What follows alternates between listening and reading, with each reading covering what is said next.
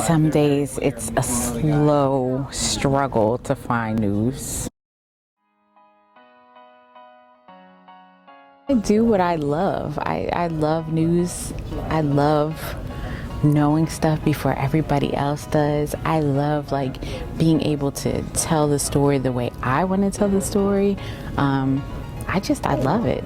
A lot of women think you can't have it all, but you are the precedent for that. It's a struggle though, and you have to decide, what you're gonna do and what you're not gonna do. And I, have it before, like when I first started working, I've only been an EP for like 5 months since March.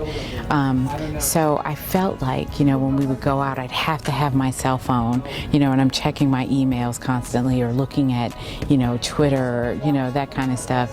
And you just have to, like, at a certain point, you just have to say, okay, look, it's got to be a boundary here. And when I'm with my family, I'm with my family. When my mom started to work at night, I was like, money.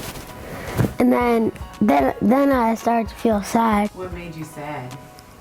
You not being able to pick me up from school and reading a book to me. I'm always emotionally connected to my stories, and I think that going to Africa and having that be my first assignment, that laid the groundwork for me to be like, it's okay, for you to be connected to the story. It's okay if you're sitting there and somebody's talking to you and you cry. I mean, I cry all the time, like when there's some serious hardcore stories that, I cannot separate myself. And I think that's why I felt good about my stories, and they've had impact and they've changed things, because I don't report like a journalist, I report like a person. Challenge has been not to be so, like, I feel like sometimes that it's high school here and that I have to like coddle people, and I'm not used to doing that. Like, I have a 9-year-old, and basically, when I tell him to do something, he has to do it.